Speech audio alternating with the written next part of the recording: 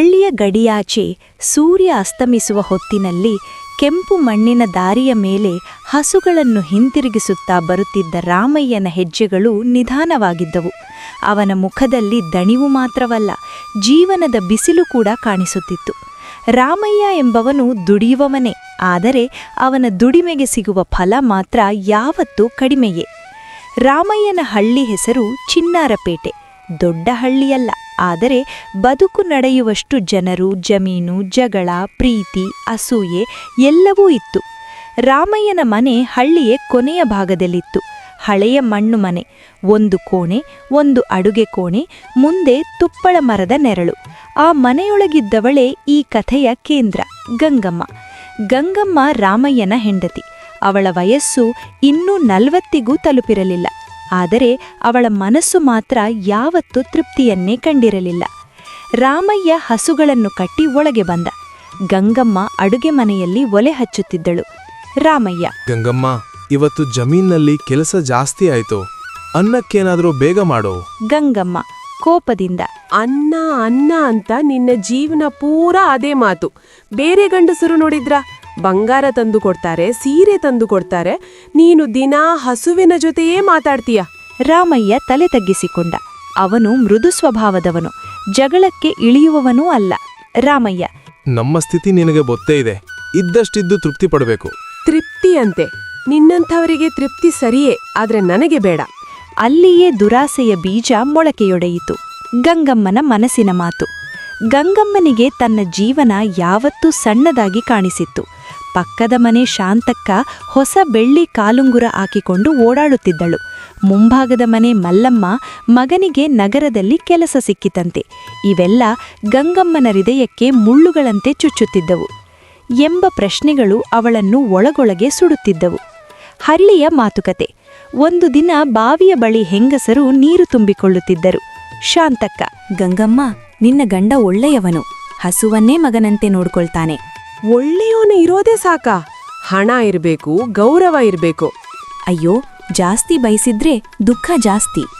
ದುಃಖ ಬಂದ್ರೂ ಪರವಾಗಿಲ್ಲ, ಬಡತನ ಇರಬಾರ್ದು.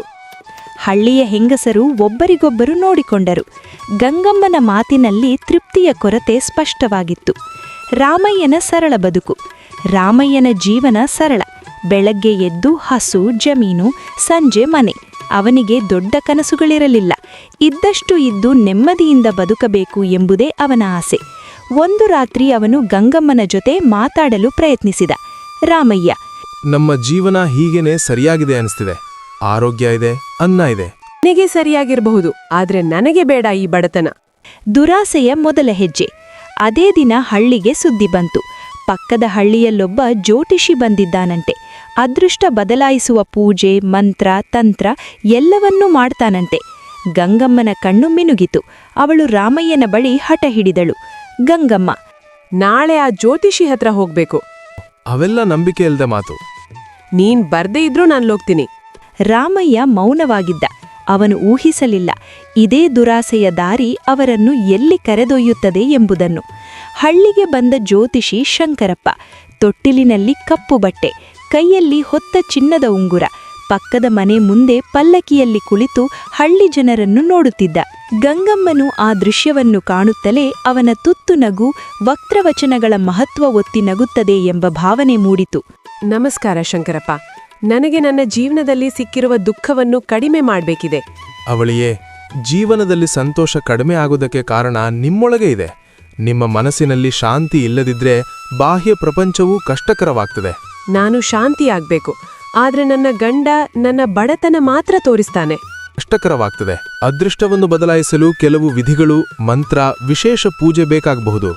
ಇದ್ರೆ ನನಗೆ ಬದಲಾಯಿಸಬಹುದು. ರಾಮಯ್ಯನ ಪ್ರಶ್ನೆ. ಅಂದರೆ ರಾಮಯ್ಯ ಈ ಎಲ್ಲಾ ವಿಷಯಗಳನ್ನು ಕೇಳುತ್ತಾ ಕುಳಿತುಕೊಂಡ. ಗಂಗಮ್ಮ, ಇವೆಲ್ಲ ನಂಬಿಕೆ ಮಾತ್ರ. ನಾವು ಶ್ರಮದಿಂದ ದುಡಿದ್ರೆ ಜೀವನ ಸುಲಭವಾಗುತ್ತೆ. ನಿನ್ನ ಶ್ರಮ ನನ್ನ ಪರಿಹಾರವಲ್ಲ. ನಾನು ಇನ್ನೂ ಸಂಪತ್ತು, ಗೌರವ ಬಯಸ್ತೇನೆ. ರಾಮಯ್ಯ ಮಾತಿಲ್ಲದೆ ಮೌನವಾಗಿದ್ದ.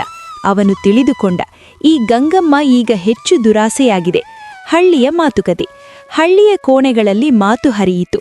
ಮಲ್ಲಮ್ಮ: ಗಂಗಮ್ಮ ತಾಯಿ ಮನೆಯಲ್ಲಿ ಕೋಪ ತುಂಬಿಕೊಂಡಂತೆ ಹೊಸ ತಂತ್ರಗಳತ್ತ ಓಡುತ್ತಿದ್ದಾಳೆ. ಆ ಹೆಂಗಸು ಯಾವತ್ತೂ ಹೆಚ್ಚು ಬಯಸುತ್ತಾಳೆ, ಅದರಿಂದ ಹೊರಬರುವುದಿಲ್ಲ. ಅವಳ ಹಠವೇ ಹಾಳೆ ತರ್ತಿದೆ, ಆದರೆ ಗಂಡನಿಗೆ ಗೊತ್ತಿಲ್ಲ. ಹೀಗೆ ಗಂಗಮ್ಮನ ದುರಾಸೆ ಹಳ್ಳಿಗೆ ತಿಳಿದು ಬರುತ್ತಿತ್ತು. ಆದರೆ ಆ ದುರಾಸೆ ಮುಂದೆ ಮತ್ತಷ್ಟು ಬಲವಾಗಿ ಬೆಳೆಯುತ್ತಿತ್ತು. ಶಂಕರಪ್ಪ ಹೇಳಿದಂತೆ ಸಂಪತ್ತು ಬಂದು ಜೀವನ ಬದಲಾಯಿಸುತ್ತದೆ.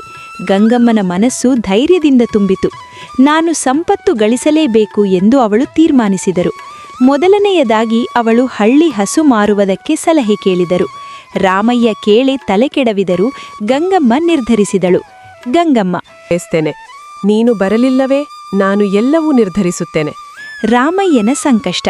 ಅವನ ಜೀವನದಲ್ಲಿ ಮೊದಲ ಬಿಕ್ಕಟ್ಟು ಈ ಕ್ಷಣ. ಹಸುವನ್ನು ಮಾರಾಟ ಮಾಡಿದರೂ ಹಣವೊಂದು ಹೆಚ್ಚು ಬಂದಿಲ್ಲ. ಗಂಗಮ್ಮ ಹಸುವಿನ ಮಾಲೀಕತ್ವಕ್ಕೂ ಹಣಕ್ಕೂ ಹೆಚ್ಚು ಆಸಕ್ತಿ ತೋರಿಸುತ್ತಾಳೆ.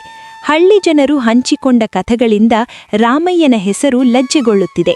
ರಾಮಯ್ಯ ಒಲವು ಕಳೆದು. ಹಳ್ಳಿಯ ಬೆಳಕು ಬೆಳಗಿನಂತೆ ಹಳದಿ ಬಣ್ಣದಿಂದ ಹಚ್ಚಿತ್ತು. ಹಳೆಯ ಮರಗಳ ನೆರಳಿನಲ್ಲಿ ಹಸುವಿನ ಕಾಲುಗಳು ಮಣ್ಣನ್ನು ಕಸಿತ್ತಿದ್ದವು. ರಾಮಯ್ಯ ತಮ್ಮ ಜಮೀನು ಜಾಲವನ್ನು ಪರಿಶೀಲಿಸುತ್ತಿದ್ದನು. ಆದರೆ ಮನಸ್ಸು ದಡವಾಡುತ್ತಿತ್ತು. ಎಂದು ಆತ್ಮಸ್ನೇಹಿತನಂತೆ ಅವನು ತನ್ನ ಹೃದಯಕ್ಕೆ ಹೇಳುತ್ತಿದ್ದನು. ದುರಾಸೆಯ ಉತ್ತೇಜನ.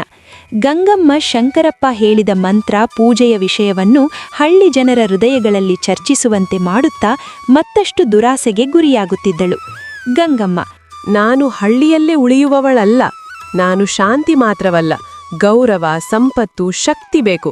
ನಾನು ಬಿಡುವುದಿಲ್ಲ. ಆತ್ಮಸಂಯಮವಿಲ್ಲದೆ ಹಳ್ಳಿಯ ಹೆಂಗಸರು ತಾವು ನೋಡಿದಂತೆ ಮುಚ್ಚುಮುಖವಾಗಿ ಹಾಸ್ಯ ಹಂಚಿಕೊಂಡರು.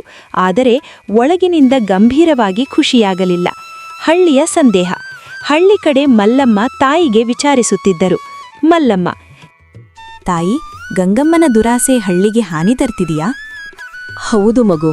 ಹಠ ಹೆಚ್ಚು ಬೆಳೆದ್ರೆ ಮನೆ, ಗಂಡ, ಮಕ್ಕಳು ಎಲ್ಲರೂ ಸಂಕಷ್ಟದಲ್ಲಿ ಬೀಳ್ತಾರೆ. ಗಂಗಮ್ಮನ ದುರಾಸೆ ಮನೆಗೆ ನಾಶ ತರಲಿದೆ ಎಂಬ ಮುನ್ಸೂಚನೆ ಸ್ಪಷ್ಟವಾಗಿದೆ.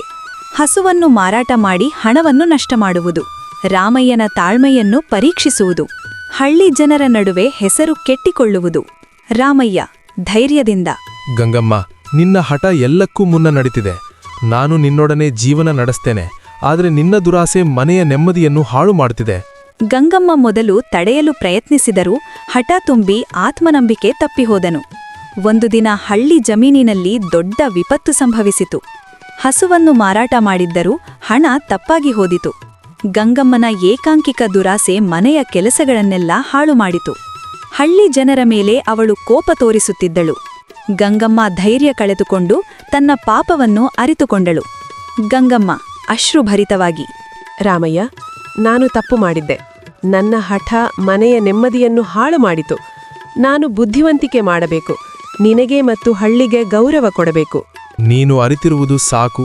ದುರಾಸೆ ತಪ್ಪು, ಸಂಯಮ ಉತ್ತಮ. ಈಗ ನಾವು ಹಳ್ಳಿಯವರ ಜೊತೆ ಶಾಂತಿ ಮತ್ತು ಸಂತೋಷದಿಂದ ಬದುಕಬಹುದು. ಹಳ್ಳಿಯ ಜನರ ಪ್ರೀತಿ ಮತ್ತು ಸದುಪಾಯ. ಹಳ್ಳಿ ಜನರು ಗಂಗಮ್ಮನ ಬುದ್ಧಿಯನ್ನು ನೋಡಿ ಸಂತೋಷಪಟ್ಟರು.